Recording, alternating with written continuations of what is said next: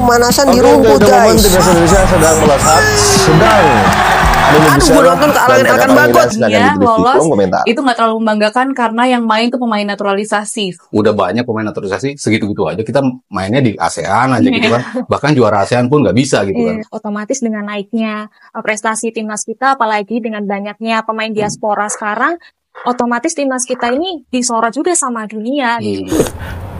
Kita sudah dipimpin sama beberapa jenderal loh.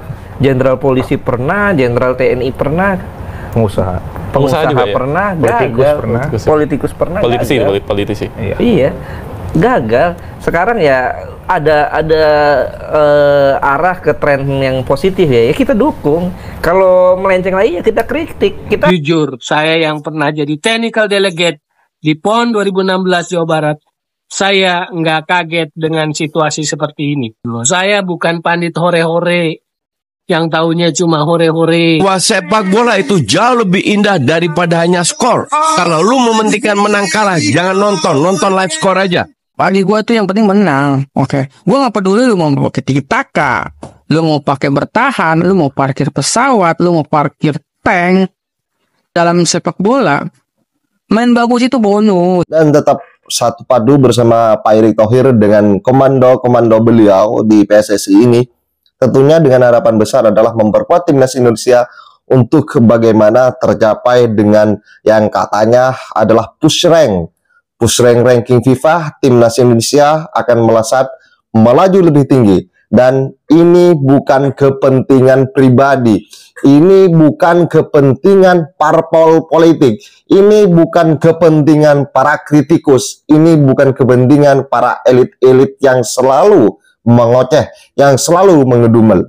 Dan sahabat-sahabat Garuda, kalau timnas Indonesia mendapatkan serangan, kalau Indonesia mendapatkan kritikan tajam, kalau timnas Indonesia secara gamblangnya terus digembor habis-habisan oleh para kritikus, bukan oleh para lawan di timnas Indonesia menjadi sepak bola, tetapi ini adalah ketika mengkritik timnas Indonesia dengan proses naturalisasi, dengan pemain-pemain ini.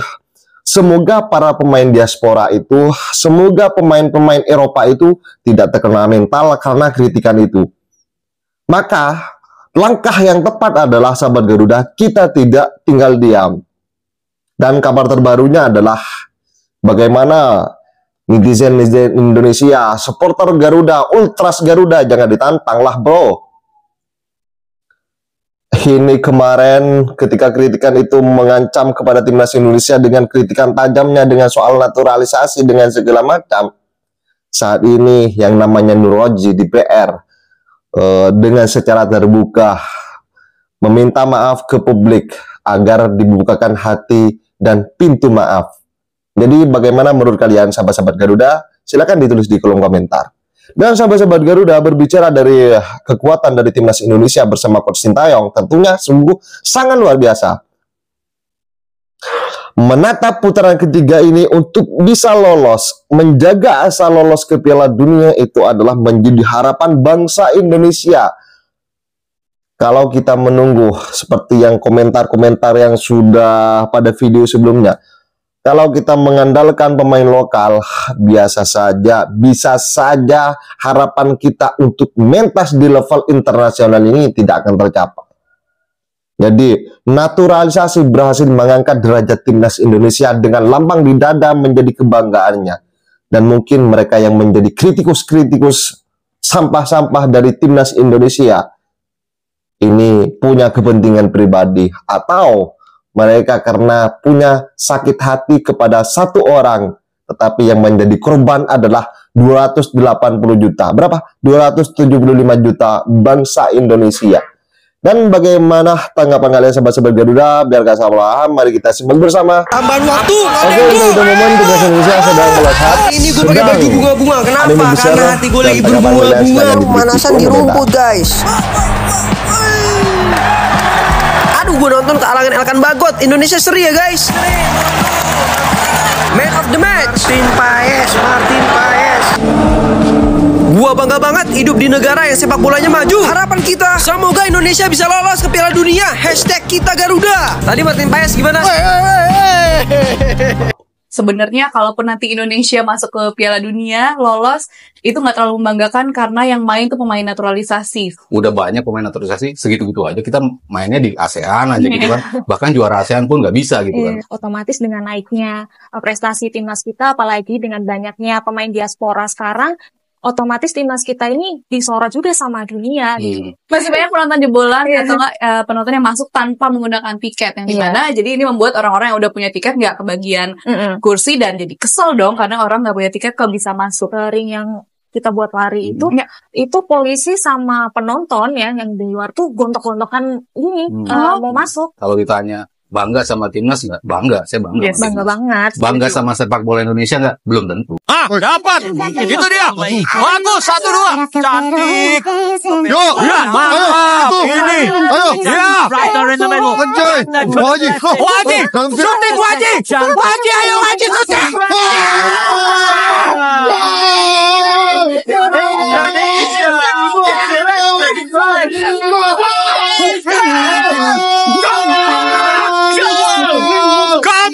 Merah Putih mencetak gol pertamanya.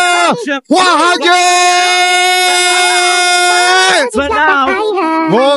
Gokil.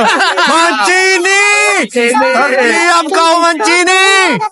Sandy Walsh. Jadi ya disinilah sekarang kita melihat adalah momen terbaik bagi tim nasional kita. Jadi dengan penambahan 2 pemain ini akan ada 14 pemain diaspora Indonesia teman-teman yang menjadi bagian dari skuad tim nasional Indonesia. Belum termasuk Elkan Baggett yang kita tahu sedang tidak dipanggil oleh Sintayong dan juga belum termasuk Maklok pemain asing yang lama bermain di Indonesia kemudian dinaturalisasi agar bisa menjadi warga negara Indonesia untuk membela tim nasional Indonesia. Berarti persaingan untuk bisa menjadi bagian dari skuad tim nasional Indonesia akan semakin ketat. Untuk apa sih persaingan semacam ini? Ya agar pemain terbaiklah yang dipilih untuk menjadi bagian dari tim nasional Indonesia. Agar pemain yang bisa memberikan 110% di atas lapangan yang bisa memberikan kontribusi yang akan dipilih oleh Sintayong. Sesi yang sekarang ini ada step by stepnya.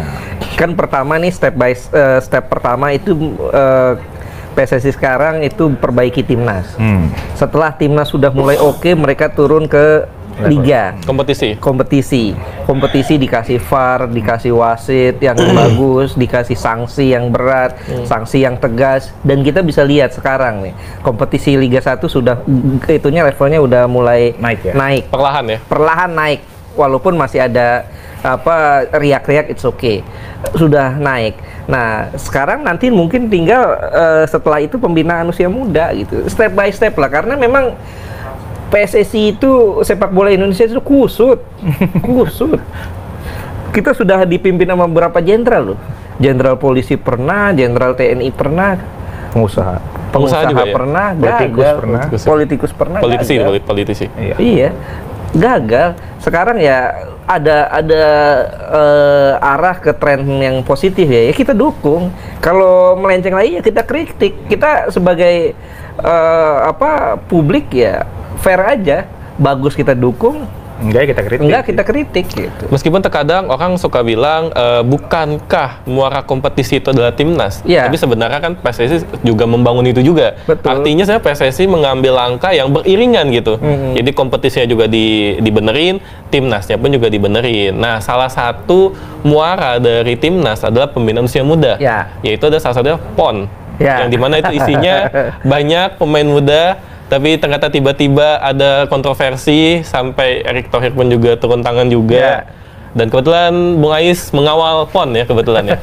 Di match kontroversi itu yang netizen udah tahu apa yang terjadi. Ya kalau gue nilai itu ya ada api ada asap karena ada api ya. Karena memang kepemimpinan wasit saat itu ya, wasit yang memimpin pertandingan itu sangat kontroversial sekali. Banyak sekali pelanggaran-pelanggaran yang harusnya diberikan untuk Sulawesi Tenggara. Itu pertandingannya Aceh melawan Sulawesi Tenggara. Aceh tuan rumah ya. Sulawesi Tengah.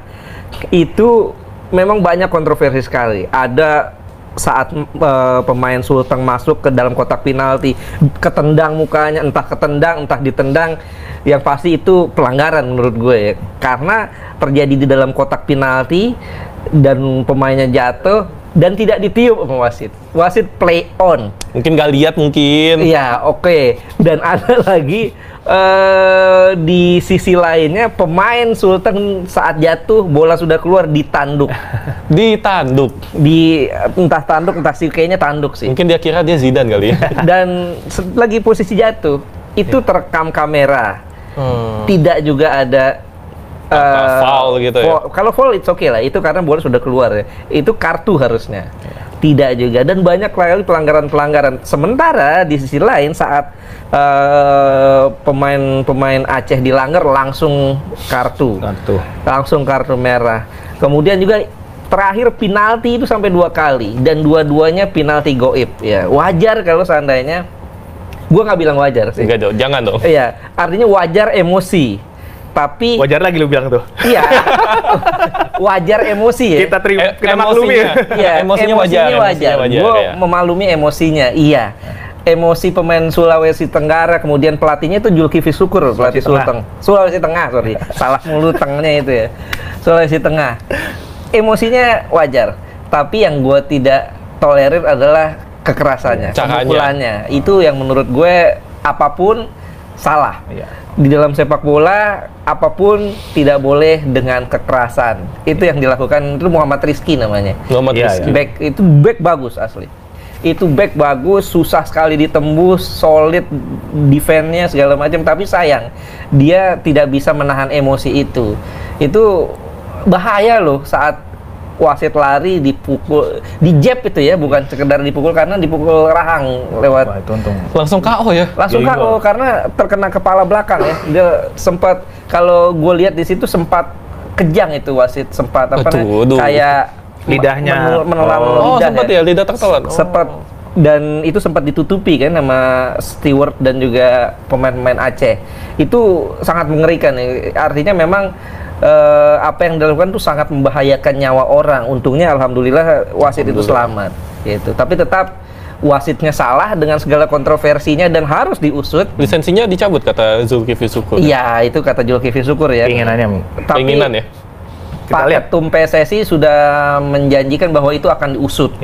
Apakah ada pengaturan skor atau apa? Tapi juga memang saya sepakat dengan Pak Ketum, bukan hanya wasitnya, tapi yang melakukan pemukulannya pun harus mendapat sanksi. Sanksi seumur hidup kalau si Rizky kalau nggak salah. Ya. Boleh bermain. Seumur hidup ya? Setahu gue, tadi kita cek lagi ya. Aduh, sayang banget ya. Belum keluar tapi ya. Udah keluar ya? Belum keluar ya? Iya, tapi memang ya apapun juga gini, kekerasan itu tidak bisa tolerir dalam sepak bola. Ini urusannya bisa nyawa loh. Kalau salah pukul dia jujur, saya yang pernah jadi technical delegate di PON 2016 Jawa Barat, saya nggak kaget dengan situasi seperti ini. Saya nggak kaget dengan situasi seperti ini. Gitu loh. Saya bukan pandit hore-hore yang taunya cuma hore-hore, asal rame, asal menang. Enggak, saya tahu dalemannya. Makanya saya cuma bilang kalau memang serius, periksa. Karantinakan mereka itu semua. Yang namanya technical delegate, pengawas pertandingan, matchcom, para wasit yang kemarin bertugas. Karantinakan, periksa kalau mau. Tanya, gitu loh.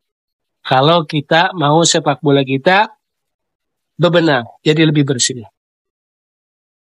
Breaking news, ya pelatih Australia kembali menjadi korban Sinteyong. Ya, kali ini pelatih Australia resmi mengundurkan diri dari timnas Australia. Padahal seorang Graham Arnold telah membawa timnas Australia begitu jauh di Piala Asia dan telah lama menemui tim ini. Tapi karena mereka kalah melawan Bahrain dan imbang melawan timnas Indonesia, akhirnya pelatih Australia resmi mengundurkan diri. Gimana ini menurut kamu? Apakah akan ada pelatih yang menjadi korban Sinteyong? Gimana nih? Tulis di kolom komentar. Let's go. Bahwa sepak bola itu jauh lebih indah daripada hanya skor. Kalau lu mementingkan menang kalah, jangan nonton live skor aja. Buat semua fans bola, pasti lu setuju sama gua bahwa tujuan kita untuk mendukung tim kalian itu tuh pasti cuma satu, yaitu menang. Bener nggak? Buat apa sih pengen bagus tapi kalau kalah? Bagi gue tuh yang penting menang. Oke. Gue gak peduli lu mau pakai tiki-taka, lu mau pakai bertahan, lu mau parkir pesawat, lu mau parkir tank. Kalau itu bisa buat lu menang, ya gak apa-apa. Selama selama itu sportif kan, tidak melanggar aturan-aturan dalam sepak bola, main bagus itu bonus, Masa iya lu lawan sekelas Jerman, lu mau main bagus, lu mau possession football, nggak masuk akal coy. Gimana caranya dalam pertandingan itu kita nggak sekedar main bagus. Umpama nih, lu lawan Australia nih, ya. Lu tahu nih Australia hebat nih, tapi lu main terbuka, lu ladenin permainan mereka, dan lu kalah 4-0. Ya, menurut gua nggak worth it lah bro. Lu harus tahu tim hebat itu gimana. Apa gua mau pakai serangan balik kah? Atau gua, kalau lu tetap maksain main bagus ngelawan tim hebat, itu goblok coy, itu dungu namanya. Oke? Main bagus itu bonus. Yang penting itu intinya itu kita bisa menang. Bagaimana cara kita menang itu dulu dalam pikiran kita, itu yang itu dulu. Yang penting kita menang. Jadi ingat pepatah dari Xi Jinping bilang, nggak peduli kucing hitam atau kucing putih, yang penting bisa nangkep tikus. Bener nggak?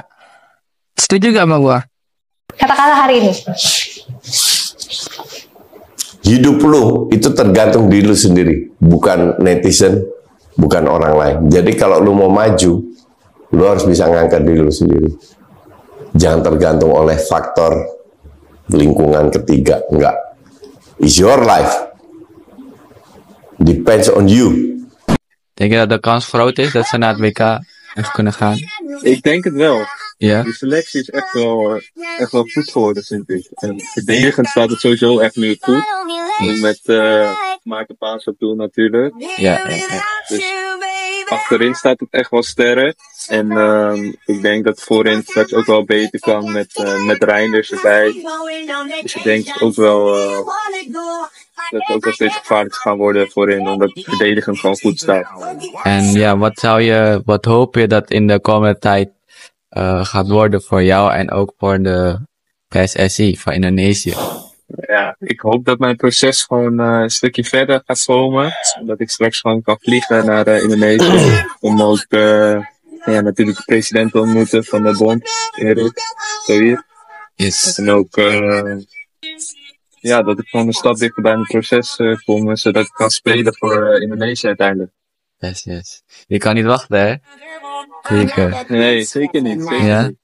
Apakah rumor dari Jairo Ridwald itu benar? Nah, karena beberapa hari yang lalu temanku dari Belanda juga ada podcast di sana. Dia podcast tentang sepak bola juga. Mungkin kalian juga udah tahu namanya Denzel Lar. Dia punya podcast di Football Premier. Dan beberapa hari yang lalu dia podcast bersama Mauro Zelstra. Nah, kalau kalian belum lihat podcastnya, silahkan lihat di Football Premier. Ada episode bersama Mauro. Nah, di podcast itu Mauro juga cerita kalau dia lagi proses untuk bisa bermain di Timnas Indonesia dan akan segera ke Indonesia juga setelah prosesnya sudah lancar dan dia dikasih kabar untuk bisa datang ke Indonesia. Nah, selain Mauro, ada beberapa pemain yang juga potensial akan memperkuat Timnas Indonesia dan salah satu nama yang dia sebutkan adalah Jairo Ridwald. Nah, setelah podcast Denzel bersama Mauro, banyak yang komen di Instagram dan juga di YouTube dan kalian tanya apakah Jairo benar akan memperkuat Timnas Indonesia. Nah, dari situ aku langsung coba tanya ke Denzel. Nah, aku mau liatin ke kalian apa yang aku tanya ke dia. Nah, aku tanya ke Denny, bro, aku lihat interview kamu bersama Mauro dan di situ kamu bilang kalau Jairo sudah mulai dengan proses untuk bisa memperkuat Timnas Indonesia, untuk bisa bermain di Timnas Indonesia. Apakah itu benar? Nah, terus dia respon dengan, aku tahu kalau dia positif. Nah, terus aku jawab dengan, oh, Jairo bilang seperti itu kalau positif. Nah, dia jawab dengan, aku nggak bisa bilang sourceku dari siapa, tapi aku tahu kalau sedang bekerja, jadi Jairo nggak negatif. Aku rasakan baik-baik saja. Terus aku jawab dengan, oh oke bro, no problem. Top kalau Jairo sudah positif. Nah, seperti itu jawaban dari Denny Van Leer setelah dia podcast bersama Mauro kemarin. Nah guys, dari sini kita bisa lihat dan kita bisa tahu kalau Jairo juga positif buat memperkuat Timnas Indonesia. Nah, aku berharap Jairo juga bisa memperkuat Timnas Indonesia karena menurutku dia adalah pemain yang sangat potensial di lini tengah, di gelandang bertahan. Nah, semoga komunikasi PSSI dengan Jairo juga lancar dan Jairo juga bisa cepat diproses untuk bisa memperkuat Timnas Indonesia. Oke, semoga berita tentang Jairo lebih clear buat kalian. Yang penting siapapun itu pelatih dan juga pemain memberikan 110% lah ya untuk timnas dan semua pun akan melakukan itu, siapapun yang menjadi pemain. Bentar nih, sebentar. Ya bang, luar biasa nih. Apanya yang luar biasa? YouTube-nya saya Oh iya, iya, oke, lihat. oke. Ya, makasih Bang. Binderin. Saya lagi live di TikTok nih. Oh iya. Nah ini tuh. Wah, lagi jangan live. live. Tak kelihatan saya. Enggak apa-apa. Gimana Pak? Sehat kan? Sehat, Pak. Gimana timnas? Timnas saya setuju sama Binder. Apanya yang setuju? Coba nih ngomonginnya langsung. Bapak kan nggak apa-apa, Bapak apa? Ini loh, ini para lagi nonton loh. Ini bukan saya yang ngomong. Oh, Bapak gitu. ini gimana timnas? Timnasnya bagus, banyak diaspora, dia penyemangat pasti itulah. Penyemangat ya? Iyalah dia. Bapak gak ada masalah? Nggak Banyak ada. pemain diaspora? Nggak ada. Dia kan warga kita yang merantau, Bang. Nenek moyangnya di sini, berarti dia juga warga kita. Nggak ada masalah dong? Wah, jelas nggak ada masalah, itu pemacu, Bang. Pemacu. Jadi. Tapi mereka main di atas lapangan kayak apa tuh? Diaspora. Ah. Alhamdulillah luar biasa. Luar biasa ya. Walaupun gridnya tidak seperti orang iya. Eropa sana, Betul. tapi kan ada beberapa yang main di sana. Jadi istilahnya buat menimba Iya, dari mereka dari mereka.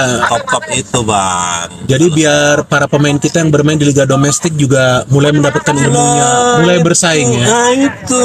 Ini suara Bapak sendiri ya, bukan setting ya kita ya? Enggak. Bapak yang datang sendiri kan ke sini kan? Oke. Iya. Terus apalagi yang Bapak ingin sampaikan? Boleh nih. Ini saya pas lagi live.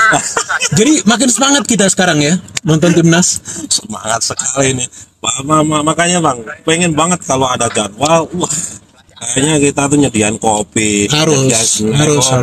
mendukung walaupun kita tidak hadir, tapi di layar kaca pun kita juga harus ya gitu. Mau menang, mau seri, mau kalah kita tetap dukung. Tuh, Iya kan Bang? Ini momen indah ini. Iya, ini momen ini harus kita nikmati sama-sama. Iya. Ya kan kita nikmati sama-sama. Bapak bukan orang yang pertama yang ngomong sama saya soal pemain diaspora. Iya. Sudah puluhan yang ngomong mereka senang. Iya. Ya kan, tapi juga tidak merendahkan pemain-pemain kita yang lain, enggak. Semua kita dukung. Yang penting main untuk timnas. Iya. Suatu saat memang kalau dengan datangnya diaspora jadi penyemangat, dia lebih greget lagi, permainannya lebih bagus lagi. Bisa, yang lokal bisa. Iya. Bisa naik juga. Iya, bisa naik. Iya, ya semuanya step by step, Bang. Iya, dan kita dukungnya kan secara positif. Betul. Ya, dan kita nggak boleh dikit-dikit hina atau hujat para pemain, ya kan nggak boleh. Karena siapapun itu pemain pasti berjuang 1000% ya kan. Betul. Nah ini Bapak ini langsung datang tadi hampirin mobil saya karena udah tahu mobil saya. Memang saya biasa ngobrol sama Bapak ini, sama semua saya ngobrol. Oke sahabat-sahabat Garuda, saya rasa cukup statement kali ini. Semoga timnas Indonesia dengan selalu menggaungkan, semoga doa-doa kita tercapai, di mana timnas Indonesia menjaga asa untuk bisa lolos ke Piala Dunia. Amin. Jadi kalau timnas Indonesia bisa lolos, maka ada dua saudara yang akan bertemu di Piala Dunia, yaitu Eleno Render dan juga Tijani Render. Jadi dua nama ini, dua berdarah Indonesia ini akan bertemu di pentas internasional, dan kita akan menantikan keseruannya itu. Abaikan ocehan, atau kalau kita tidak mau mengabaikan, kita serang mereka, para kritikus itu. Oke sahabat-sahabat Garuda, bagaimana tanggapan kalian? Silahkan ditulis di kolom komentar, dan jangan lupa like dan subscribe channel ini agar kalian tidak ketinggalan informasi penting khususnya timnas Indonesia. Salam sepak bola keren, salam sepak bola bersih. Bersama saya, salam olahraga.